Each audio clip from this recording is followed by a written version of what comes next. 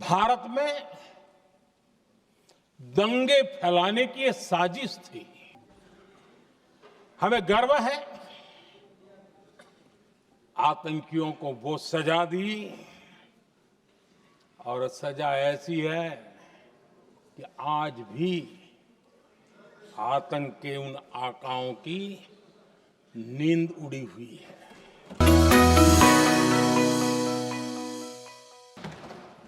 आदरणीय अध्यक्ष जी, मैं इसी विजय भाव से इस सदन में भारत का पक्ष रखने के लिए खड़ा हुआ। ऑपरेशन सिंदूर के दरमियान जिस प्रकार से देश के लोगों ने मेरा साथ दिया, मुझे आशीर्वाद दिए, देश की जनता मुझ पर कर्ज है। मैं देशवासियों का आभार व्यक्त करता हूं। मैं देशवासियों का अभिनंदन करता हूं। 22 अप्रैल को पहलगाम में जिस प्रकार की क्रूर घटना घटी, जिस प्रकार आतंकवादियों ने निर्दोष लोगों को उनका धर्म पूछ करके गोलियां मारी, ये क्रूरता की पराकाष्ठा थी। भारत को हिंसा की आग में झोंकने का ये सुविचारित प्रयास था। भारत में दंगे फैलाने की ये साजिश थी। मैं आज देशवासियों का धन्यवाद करता हूं कि देश ने एकता के साथ उस साजिश को नाकाम कर दिया।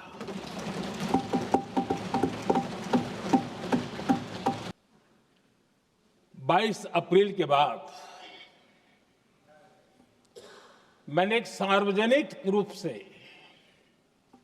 और विश्व को समझ में आए इसलिए कुछ अंग्रेजी में भी वाक्यों का प्रयोग किया था और मैंने कहा था कि हमारा संकल्प है, हम आतंकियों को मिट्टी में मिला देंगे।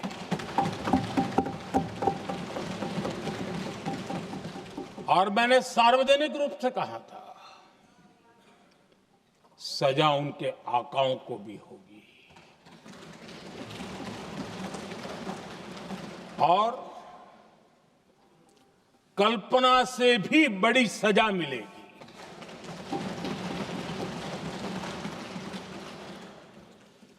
22 अप्रैल को मैं विदेश था।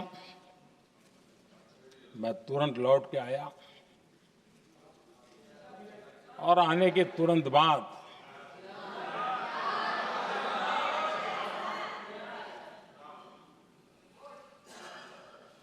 मैंने एक बैठक बुलाई और उस बैठक में हमने साफ साफ निर्देश दिए कि आतंकवाद को करारा जवाब देना होगा और ये हमारा राष्ट्रीय संकल्प है।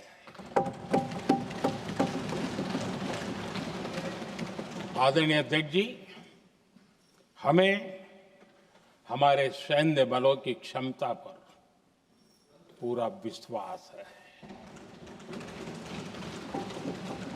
पूरा भरोसा है उनकी क्षमता पर, उनके सामर्थ्य पर, उनके साहस पर। सेना को कार्रवाई की खुली छूट दे दी गई और यह भी कहा गया कि सेना तय करें कब, कहां, कैसे, किस प्रकार से। ये सारी बातें उस मीटिंग में साफ साफ कह दी गई और कुछ बातें उसमें से मीडिया में शायद रिपोर्ट भी हुई है।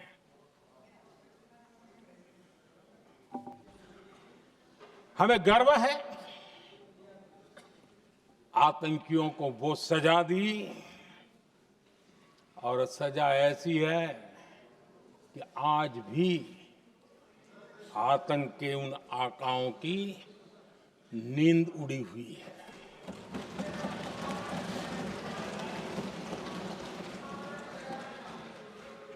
आदरणीय अध्यक्ष जी, मैं हमारी सेना की सफलता के उससे जुड़े भारत के उस पक्ष को सदन के माध्यम से देशवासियों के सामने रखना चाहता हूं।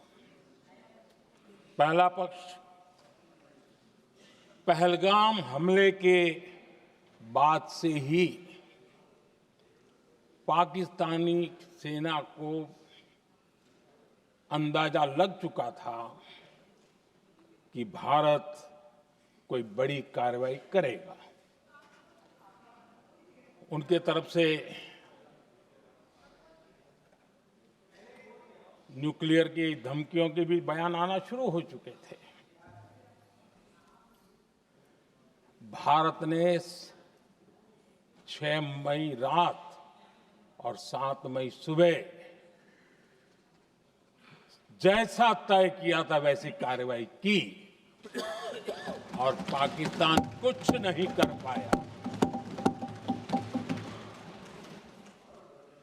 22 मिनट में 22 अप्रैल का बदला निर्धारित लक्ष्य के साथ हमारी सेना ने ले लिया।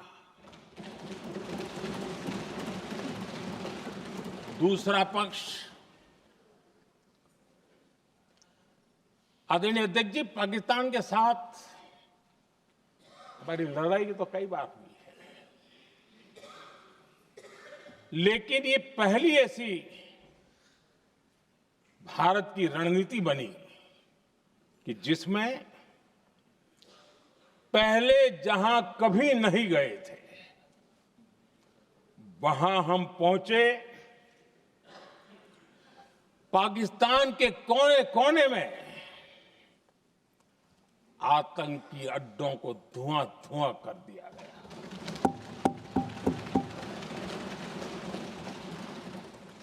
आतंक के गढ़ कोई सोच नहीं सकता कि वहां तक कोई जा सकता है।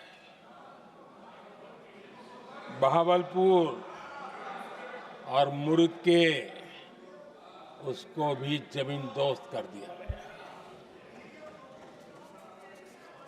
आदरणीय अध्यक्ष जी,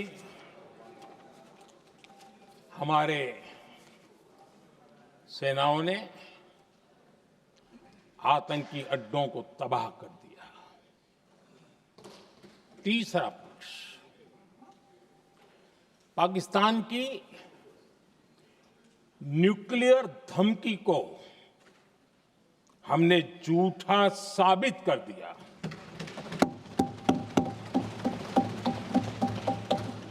भारत ने सिद्ध कर दिया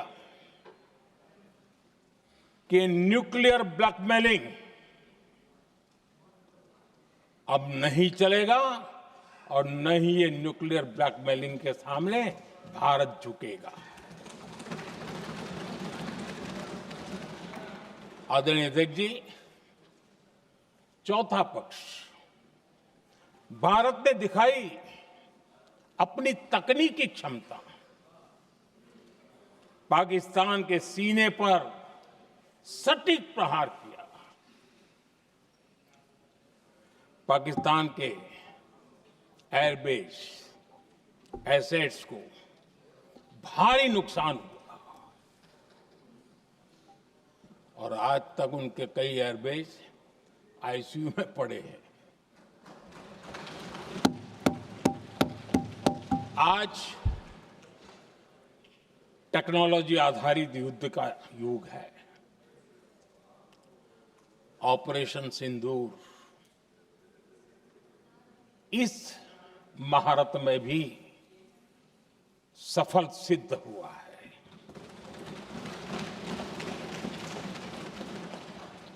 अगर पिछले 10 साल में जो हमने तैयारियां की हैं वो न की होती तो इस तकनीक के युग में हमारा कितना नुकसान हो सकता था, इसका हम अंदाज लगा सकते हैं।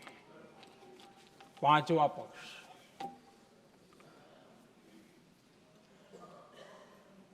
ऑपरेशन सिंदूर के दरमियान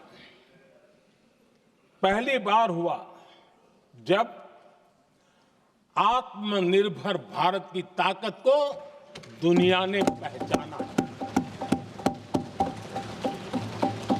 made in India drone, made in India missile ने पाकिस्तान के हथियारों की पोल खोल करके रख दी। नेवी, आर्मी, एयरफोर्स, तीनों सेनाओं का जॉइंट एक्शन, इसके बीच की सिनर्जी, इसने पाकिस्तान के छक्के छुड़ा दिए।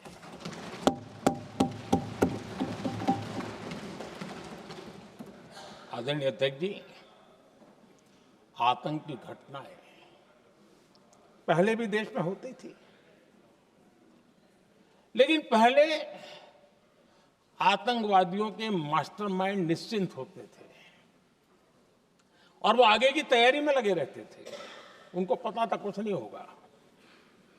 लेकिन अब स्थिति बदल गई है। अब हमले के बाद मास्टरमाइंड को नींद नहीं आती। उनको पता है कि भारत आएगा और मार के जाएगा।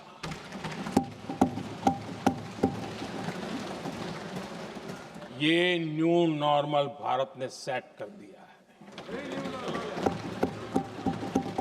ऑपरेशन सिंदूर से स्पष्ट होता है कि भारत ने 3 सूत्र तय किए हैं।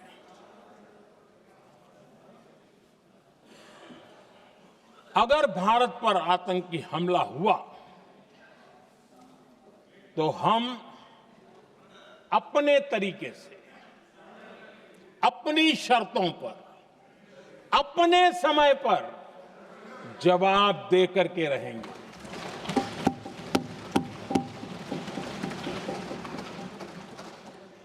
दूसरा, कोई भी न्यूक्लियर ब्लैकमेल अब नहीं चलेगा।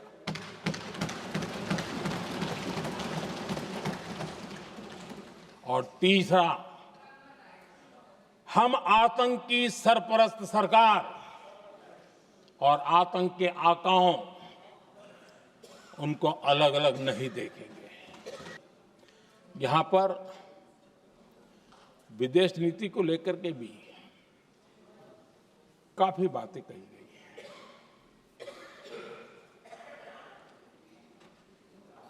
दुनिया के समर्थन को लेकर के भी काफी बातें कही गई हैं।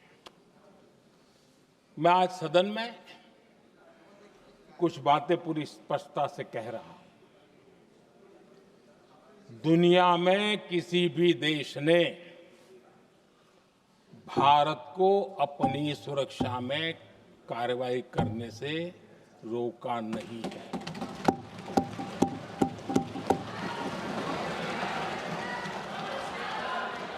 संयुक्त राष्ट्र 193 कंट्रीज,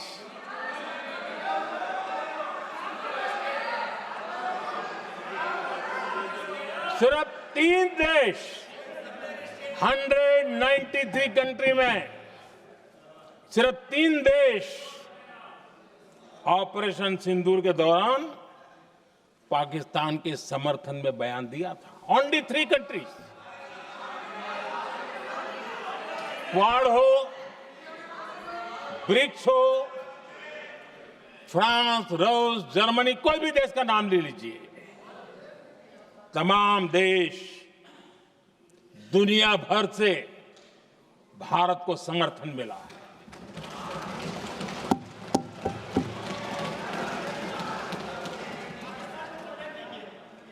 आदरणीय अध्यक्ष जी, दुनिया का समर्थन तो मिला, दुनिया के देशों का समर्थन मिला, माननीय, लेकिन ये दुर्भाग्य है कि मेरे देश के वीरों के पराक्रम को कांग्रेस का समर्थन नहीं।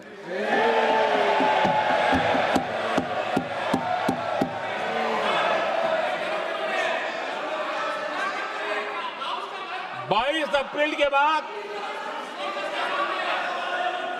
22 अप्रैल के आतंकी हमले के बाद 3-4 दिन में ही ये उछल रहे थे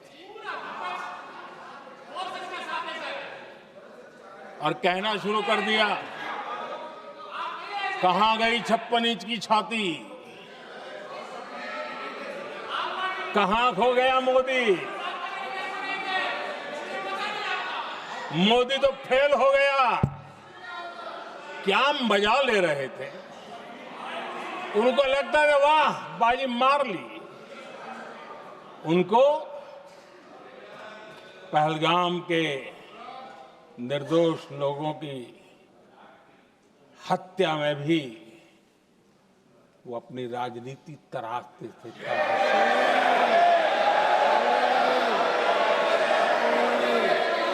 आप बेटे बेटे कांग्रेस कर रहे हैं और कुछ नेताओं को पीछे से, ये उचित नहीं है आपके लिए। न भारत के सामर्थ्य पर भरोसा है और न ही भारत की सेनाओं पर,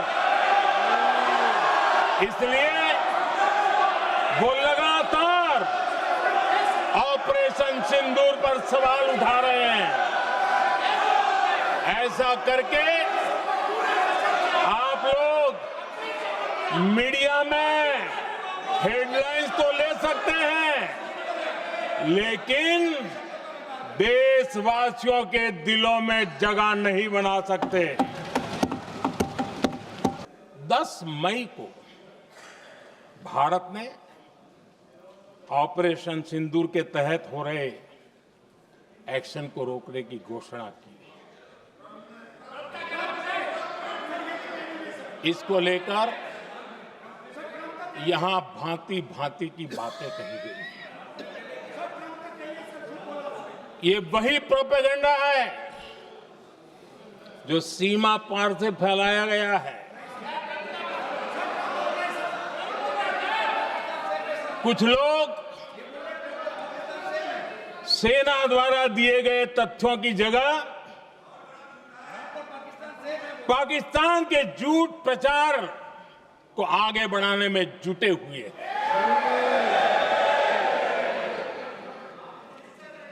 जबकि भारत का रुख हमेशा स्पष्ट रहा है। ऑपरेशन सिंदूर के समय हमारा लक्ष्य तय था और हमारा लक्ष्य था कि आतंक के जो एपी सेंटर है और पहलगाम के आतंकियों को जहां से पुरजोश योजना बनी, ट्रेनिंग मिली, व्यवस्था मिली, उस पर हमला करेंगे। हमने उनके नाभि पर हमला कर दिया। हमारी सेना ने 100% लक्ष्यों को हासिल करके देश के सामर्थ्य का परिचय दिया। पाकिस्तान में समझदारी होती तो आतंकियों के साथ खुलेआम खड़े रहने की गलती न करता। 9 मई की मध्य रात्रि और 10 मई की एक प्रकार से सुबह हमारी मिसाइलें उन्होंने पाकिस्तान के हर कोने में प्रचंड प्रहार किया, जिसकी पाकिस्तान ने कभी कल्पना नहीं की थी और पाकिस्तान को घुटनों पर आने के लिए मजबूर कर दिया।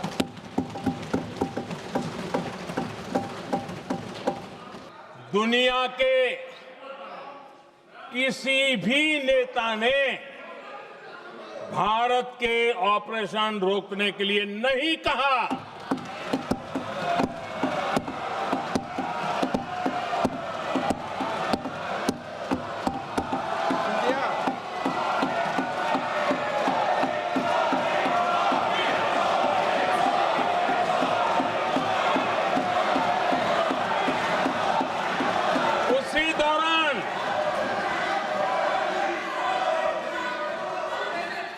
9 तारीख को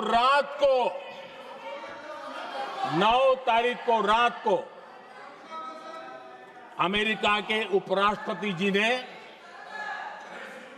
मुझसे बात करने का प्रयास किया। वो घंटे भर कोशिश कर रहे थे, लेकिन मेरी सेना के साथ मीटिंग चल रही थी, तो मैंने उनका फोन उठा नहीं पाया। बाद में मैंने उनको कॉल बैक किया।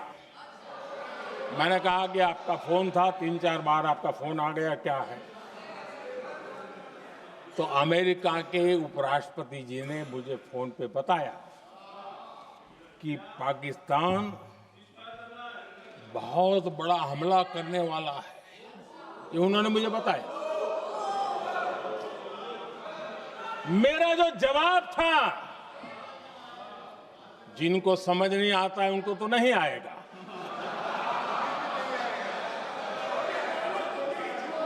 मेरा जवाब था, अगर पाकिस्तान का ये इरादा है तो उसे बहुत महंगा पड़ेगा। ये मैंने अमेरिका के उपराष्ट्रपति को कहा।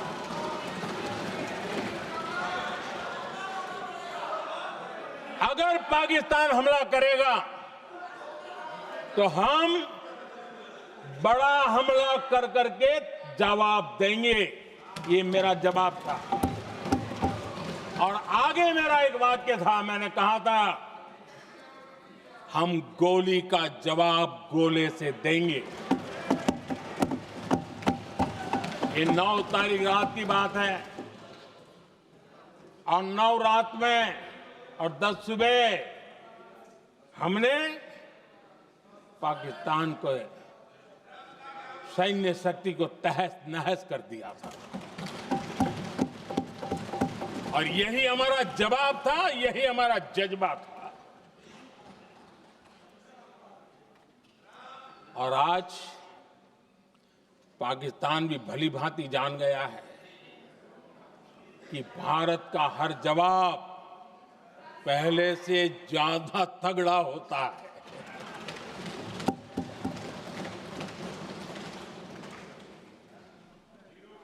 उसे यह भी पता है कि अगर भविष्य में नौबत आई तो भारत आगे कुछ भी कर सकता है। और इसलिए मैं फिर से लोकतंत्र के इस मंदिर में दोहराना चाहता हूं, ऑपरेशन सिंदूर जारी है।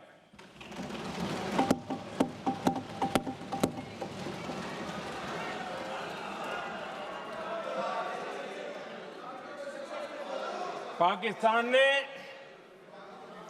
दुस्साहस की अगर कल्पना की तो उसे करारा जवाब दिया जाएगा।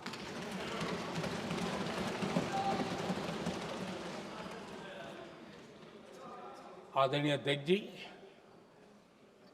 आज का भारत आत्मविश्वास से भरा हुआ है। आज का भारत आत्मनिर्भरता के मंत्र को लेकर के पूरी शक्ति के साथ तेज गति से आगे बढ़ रहा है। देश देख रहा है भारत आत्मनिर्भर बनता जा रहा है।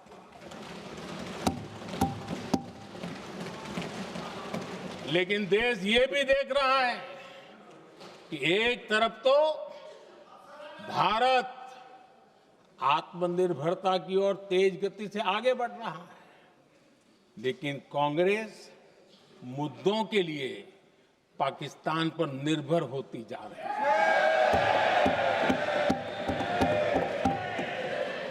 सुनिए जवाब। कांग्रेस को पाकिस्तान के मुद्दे इंपोर्ट करने पड़ रहे हैं।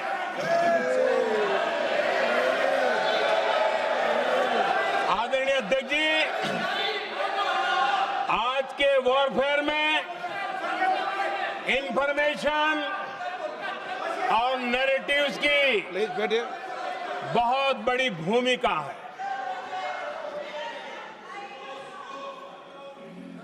नैरेटिव घड़ करके, एआई का भी भरपूर उपयोग करके सेनाओं के मनोबल को कमजोर करने के खेल भी खेले जाते हैं। जनता के अंदर अविश्वास पैदा करने के भी भरपूर प्रयास होते हैं।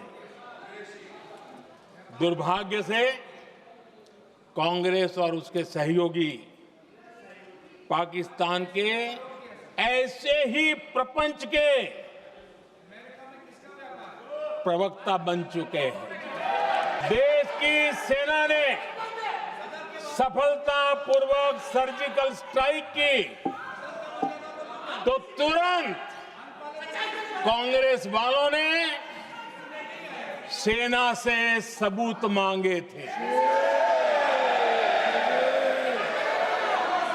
लेकिन जब उन्होंने देश का मूड देखा,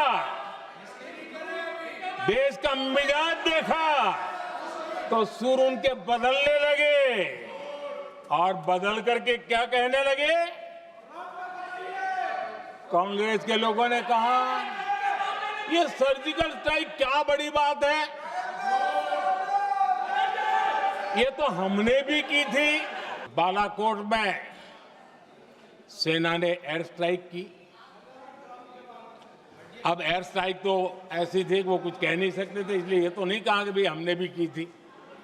उसमें तो उन्होंने समझदारी दिखाई, लेकिन फोटो मांगने लगे। एयर स्ट्राइक हुई तो फोटो दिखाओ। हमारे एयर डिफेंस सिस्टम ने पाकिस्तान की मिसाइल और ड्रोन्स उसको तिनके की तरफ बिखेर दिया था। पहलगाम के हमलावरों को कल हमारे सुरक्षा बलों ने ऑपरेशन महादेव करके अपने अंजाम तक पहुंचाया।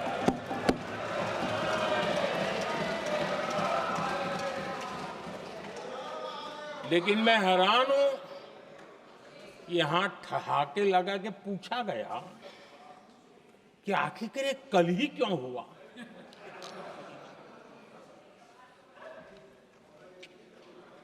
अब ये क्या हो गया है, मुझे समझ नहीं आ रहा है। क्या ये ऑपरेशन के लिए कोई सावन महीने का सोमवार ढूंढा गया था क्या? क्या हो गया है इन लोगों को? किसकी सरकार ने पीओके पर पाकिस्तान को कब्जा करने का अवसर दिया था? जवाब साफ है, जवाब साफ है। भारत के हितों को गिरवी रख देना ये कांग्रेस की पार्टी की पुरानी आदत है। इसका सबसे बड़ा उदाहरण सिंधु जल समझौता है। सिंधु जल समझौता किसने किया? नेहरू जी ने किया। मैं आज सदन में फिर स्पष्ट करना चाहता हूं, अब भारत आतंकी नर्सरी में ही आतंकियों को मिट्टी में मिलाएगा।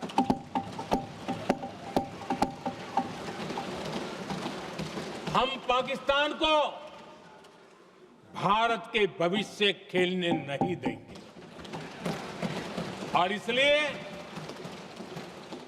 ऑपरेशन सिंदूर खत्म नहीं हुआ है, ऑपरेशन सिंदूर जारी है।